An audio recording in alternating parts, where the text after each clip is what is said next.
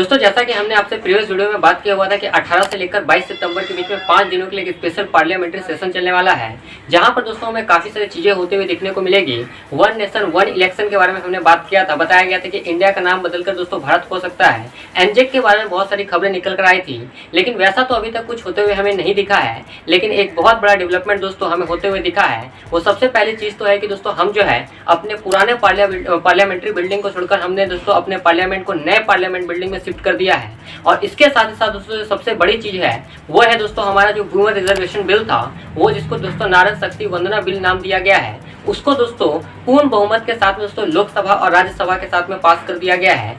आज इस बिल के बारे में दोस्तों आपसे पूरा बात करने वाले हैं, लेकिन कुछ बातें दोस्तों हम करेंगे अपने पुराने बेसिकली पार्लियामेंट के बारे में। आप सबको पता होगा दोस्तों हमारा जो पुराना पार्लियामेंट है, जो कि दोस्तों 1927 के आसपास बनकर तैयार हुआ था, एडवर्ड लुटियंस और हर्बर्ट बेकर ने उसको बनाया था। और आज भी दोस्तों ये जो हमारा जो पुराना संसद भवन है, ये एक यादगार संसद भवन रहता है।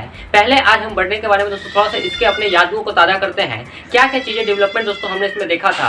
आपको याद होगा दोस्तों यही वो हमारा पार्लियामेंट है जहाँ पर दोस्तों जवाहरलाल नेहरू जो कि हमारे देश के प्रथम प्रधानमंत्री हुआ करते थे, देश की आज़ादी की घोषणा यहीं से की गई थी दोस्तों। ट्विस्ट विद डेस्टिनी, जो कि बेसिकली उनका भाग्य से मिलन नाम का एक बहुत अच्छा जो भाषण होता है, वो यहाँ से दिया गया था। इसके साथ ही साथ दोस्तों आप होगा कि यही वो दोस्तों पार्लियामेंट था जो कि बेसिकली 1975 के अंदर जो हमारा इंदिरा गांधी के देश के द्वारा दोस्तों जो आपातकाल लागू हुआ था, वो भी इसी पार्लियामेंट से लागू किया गया था। 42वां संविधान संशोधन, जिसको दोस्तों अपने आप में एक मिनी कॉन्स्टिट्यूशन के नाम से जाना था, 1976 में जो पास हुआ था, वो इसी पार्लियामेंट की देन है। इसके साथ ही साथ दोस्तों आप सभी को याद होगा कि हमारा जो कॉन्स्टिट्यूशन है, सबसे पहले दोस्तों उसमें जो वोट देने की सीमा थी वो 21 वर्ष हुआ करती थी।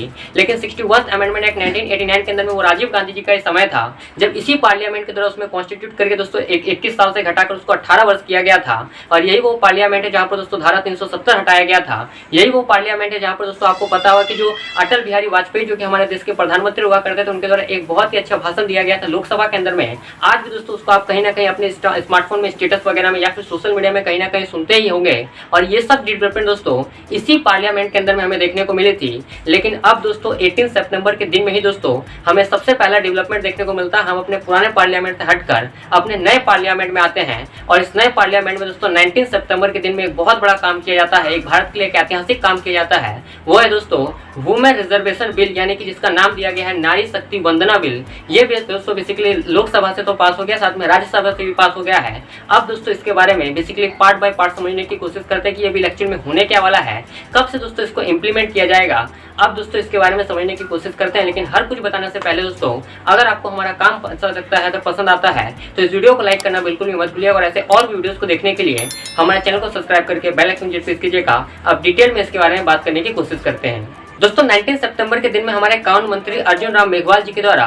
नए पार्लियामेंट के लोकसभा के अंदर में एक बिल पास किया जाता है, जिसको दोस्तों वुमेन रिजर्वेशन बिल के नाम से जानते हैं, जिसका नया नाम दोस्तों नारी शक्ति वंदन बिल दिया गया है। अब ये जो बिल होता है दोस्तों 454 के आसपास जो बेसिकली सांसद हुआ करते थे, उनके पूर्ण सहमति के साथ में दोस्तों लोकसभा में इस बिल को पास करवाया जाता है 20 सितंबर के दिन में। उसके बाद दोस्तों इसको राज्यसभा की सहमति के लिए भेज दिया जाता है। और राज्यसभा के अंदर में भी दोस्तों 214 बेसिकली वहाँ के मेंबर्स के द्वारा इसको पास कर दिया जाता है। यानी कि दोनों ही सेशंस के अंदर में दोस्तों जो पूर्ण बहुमत था वो इस बिल को देखने को मिलता है। और लोकसभा और राज्यसभा के पास हो जाने के बाद दोस्तों इसको प्रेसिडेंट के पास में भेज दिया गया है। जैसे ही दोस्तों ये पारित हो जाता है तो ये बिल जो है दोस्तों एक्ट बन जाएगा।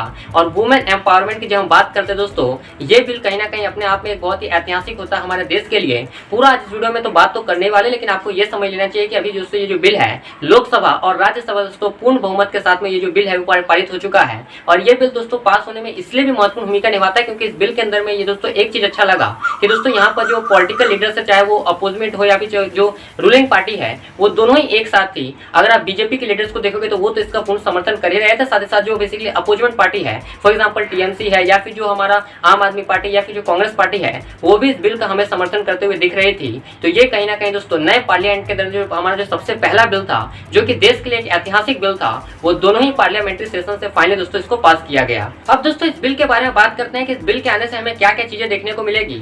सबसे पहले दोस्तों इस बिल में जो है आपको जानना चाहिए कि ये जो बिल होने वाला है ये बेसिकली 128th अमेंडमेंट बिल होने वाला है, जिसको पास किया गया है। ये जो बिल होने वाला है दोस्तों, इसके अंदर बेसिकली जो लोकसभा है और जो राज्यों की विधानसभाएं होती है उनके महिलाओं के अंदर में दोस्तों 1/3 आरक्षण की बात करता है, 33% के आसपास दोस्तों आरक्षण की बात करता है। अब आपके मन में ये सवाल चलेगा कि दोस्तों राज्य, यहाँ पर जब हम बात करते हैं लोकसभा तो राज्य विधानसभा की बात करते हैं, लेकिन क्या ये विधान परिषदों और राज्यसभा के लिए लागू नहीं होगा? तभी दोस्तों इसके बारे में कोई अपडेट निकल कर नहीं आई है। सिर्फ दो ही चीजें बताया गया है कि ये जो बिल इंप्लीमेंट किया जाएगा ये अभी के समय में केवल लोकसभाओं के लिए और राज्य विधानसभाओं के लिए है। विधान परिषद और राज्यसभा के लिए दोस्तों इसके बारे में कुछ भी बताया नहीं गया है कि महिलाओं को वहां पर 1/3 आरक्षण दिया जाएगा या नहीं। दूसरी चीज जो सबसे बड़ी डेवलपमेंट है दोस्तों इस बिल के अंदर में वो ये बताई गई है कि इस बिल में दोस्तों इनको बेसिकली महिलाओं को 1/3 आरक्षण तो दिया जाएगा, इसके साथ में जो SC ST के भी जो कोटा होते हैं वहां पर भी महिलाओं को 1/3 आरक्षण दिया जाने वाला है। तो एक तो दोस्तों जनरल कैटेगरी के अंदर उनको 1/3 आरक्षण देखने को मिलेगा और जो SC ST का कैटेगरीज होता है वहां पर दोस्तों उनको 1/3 आरक्षण इस बिल के द्वारा देखने को मिलने वाला है। तीसरी जो चीज यहाँ पर आपको देखने को मिलती है दोस्तों इस बिल के अंदर में एक अच्छी चीज ये रही कि यहाँ पर दोस्तों अभी इसको इंप्लीमेंट नहीं किया जाएगा। इसमें एक चीज बताया गया जो कि दोस्तों डिलिमिटेशन होता है, जो कि दोस्तों 15 सालों के लिए बेसिकली इस बिल को जब इंप्लीमेंट किया जाएगा, अब जिस भी तारीख से दोस्तों इस बिल को इंप्लीमेंट किया जाएगा उसके आने वाले 15 सालों तक इस बिल को सबसे पहले लागू किया जाएगा। उसके बाद ये बिल रद्द तो नहीं होगा, पार्लियामेंट देखेगी कि इस बिल को आगे चलाना है कि नहीं, ये आगे बिल इसकी जरूरत होगा या नहीं। इस चीज का डिसीजन तो पार्लियामेंट के हाथों में होगा। पहले इस बिल को दोस्तों एक 15 सालों के लिए रोटेशनल बेसिस पर लाया जाएगा, जिस दिन भी दोस्तों ये बिल लागू किया जाएगा, और ये बिल दोस्तों डिलिमिटेशन होने के बाद ही लागू होगा। ये डिलिमिटेशन क्या होता है इसके बारे में आपसे आगे वीडियो में बात करूंगा। दोस्तों आपके मन में एक और सवाल चल रहा होगा कि यह पहली बार था कि इस बिल को दोस्तों हमने लाया हुआ है, तो ऐसा नहीं है दोस्तों, इसका इतिहास बहुत ही पुराना है। 1996 के अंदर में दोस्तों HD देवगौड़ा की सरकार में दोस्तों उसको लाने का प्रयास किया गया था, लेकिन उस समय जितने भी गवर्नमेंट चल रहे थे आपको पता होगा दोस्तों HD देवगौड़ा की जो शासन था वो एक अस्थिर गवर्नमेंट हुआ करते थे, पूर्ण बहुमत के शासन नहीं हुआ करते, तो जिसके कारण दोस्तों लोकसभा राज्यसभा से ये बिल पारित नहीं हो पाया था। उसके बाद दोस्तों 1998 के अंदर में अटल बिहारी वाजपेयी ने भी कोशिश किया था, लेकिन वो भी अस्थिर गवर्नमेंट होने के कारण पास नहीं हो पाया था। 2010 के अंदर में दोस्तों 108th अमेंडमेंट बिल लेकर आया गया था, इसी से संबंधित दोस्तों वुमेन एम्पावरमेंट बिल को लेकर मनमोहन सिंह जी के सरकार में। लेकिन ये बिल दोस्तों जो है राज्यसभा से तो पारित हो गया था, लेकिन लोकसभा से पारित नहीं हो पाया था। लेकिन इस बार दोस्तों 2023 के अंदर में 128th अमेंडमेंट बिल था, वुमेन एम्पावरमेंट को लेकर एक बहुत ही बढ़िया बिल लाया गया था, जहां पर दोस्तों ये जो बिल था ये महिलाओं की जो आरक्षण है उसकी बात करता था। वुमेन रिजर्वमेंट जो बिल था इसको इस बार नया नाम से लाया गया था, बेसिकली इसका नाम नारी शक्ति वंदन बिल के नाम से इसको पेश किया गया था। और इस बार दोस्तों ये लोकसभा राज्यसभा से पूर्ण बहुमत के साथ में पारित होकर जैसे ही राष्ट्रपति का सिग्नेचर होगा ये एक्ट बन जाएगा। लेकिन यहाँ पर 2-3 चीजें जो नोट करने वाली है दोस्तों, इस बिल के पास हो जाने के बाद में भी दोस्तों हमें जो है कॉन्स्टिट्यूशन के अंदर में दोस्तों काफी सारे चेंजेस देखने को मिलने वाले हैं। सबसे पहले चीज दोस्तों आपको समझना होगा कि ये जो बिल लेकर आया गया इसके अंदर आपको दोस्तों कॉन्स्टिट्यूशन के अंदर में चेंज करना होगा। अब दोस्तों कॉन्स्टिट्यूशन में चेंज करने का मतलब होता है कि आर्टिकल 368 के अंदर में आपको संविधान के अंदर संशोधन करना पड़ेगा, और आप संविधान के अंदर में दोस्तों 3 तरह से संशोधन कर सकते हैं।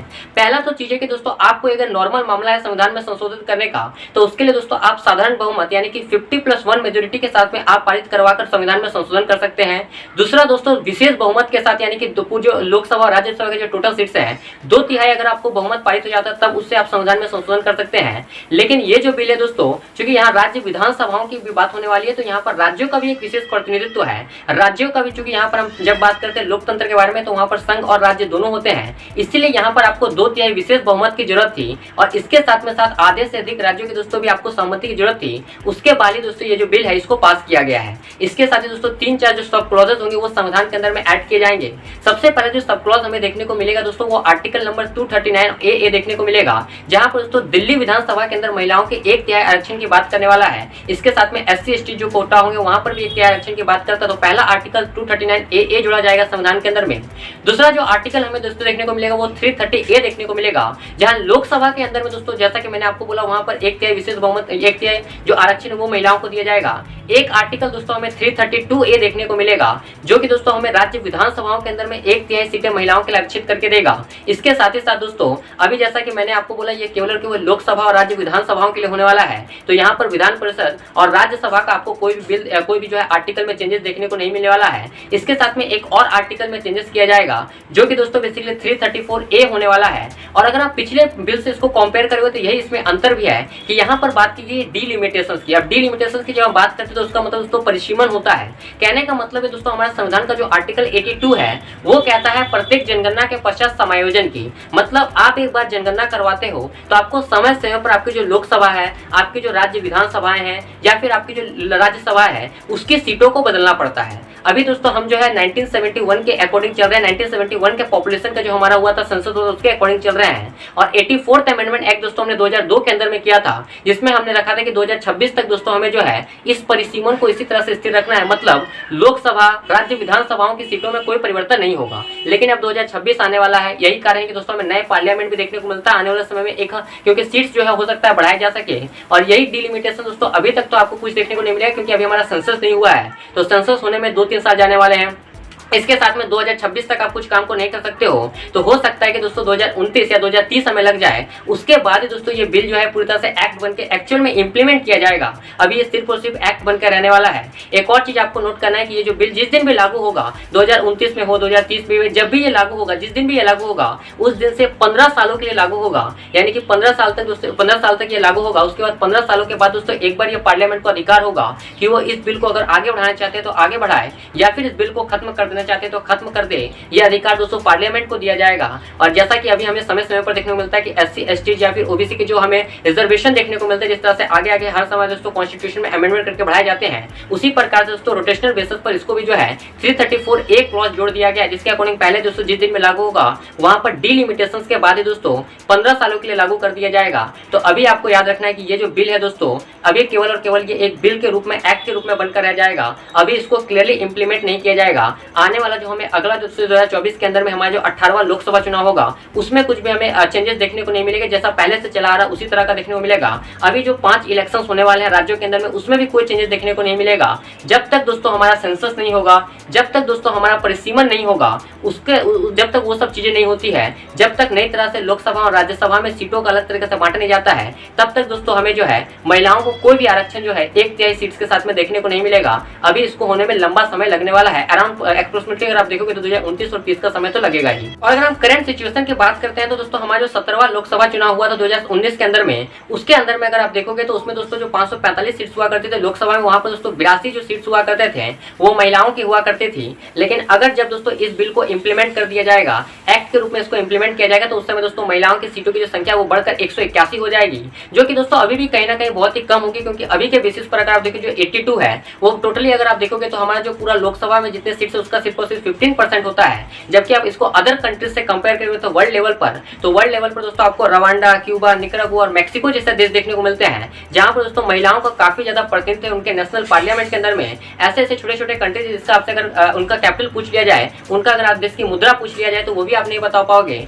लेकिन भारत जो कि दुनिया का सबसे बड़ा लोकतंत्र होने का दावा करता है, वहां पर दोस्तों महिलाओं को आरक्षण जो है काफी कम मिलता है। महिलाओं को दोस्तों जो उनके नेशनल पार्लियामेंट में काफी कम अधिकार होता है। लेकिन अब इस तरह का बिल दोस्तों कहीं ना कहीं ऐतिहासिक कदम होगा। क्योंकि जब भी हम दोस्तों बात करते हैं देश के अंदर में लिंग समानता के बारे में, या फिर जब भी हम बात करते हैं वुमेन एम्पावरमेंट के बारे में, तो इन सब चीजों में जब तक आप इनको आगे नहीं लेकर आइएगा, तब तो दोस्तों जब तक महिलाएं GDP में आगे सामने निकल कर नहीं आएगी। क्योंकि किसी भी देश के अंदर में अगर आप दोस्तों महिलाओं को आरक्षण दे रहे हो, इसका मतलब है कि आपके देश की महिलाएं कहीं ना कहीं कमजोर है। यही कारण है कि आपके देश की महिलाओं को आरक्षण दिया जा रहा है। और जैसे जैसे आरक्षण बढ़ेगा जैसे वैसे दोस्तों महिलाओं का कॉन्ट्रीब्यूशन हमारे GDP में बढ़ता दिखेगा। उसी तरह से जिस लैंगिक असमानता की हम बात करते हैं, जिस तरह से दोस्तों हम वुमेन एम्पावरमेंट की बात करते हैं, वो हमें आने वाले समय में सच होते हुए दिखेगा। और जिस भारत को हम विकासशील देश से एक विकसित देश बताने का सपना देखते हैं, भारत को एक विश्व गुरु बनाने का सपना देखते हैं, वो बहुत ही जल्दी पूरा होगा। और यही बात मुझे आपको बताने में फर्क पड़ता है। वैसे इन सब चीजों को लेकर आप क्या कह रहे होता है, आप क्या सोचते हैं इन सब चीजों के बारे में, वो काफी मायने रखता है। तो आपको नीचे कमेंट करके जरूर बताइएगा। वैसे ये वीडियो अच्छा लगा होगा तो लाइक कीजिएगा, और अच्छा लगा अपने दोस्तों के साथ शेयर कीजिएगा। और ऐसे और भी वीडियोस तो हम आपके लिए करते रहते हैं। तो अगर आपको किसी और टॉपिक वीडियो चाहिए तो आप हमें नीचे कमेंट करके जरूर बता सकते हो। मैं मिलता हूं आपसे वीडियो में, तब तक के लिए आप सबका दिल से धन्यवाद।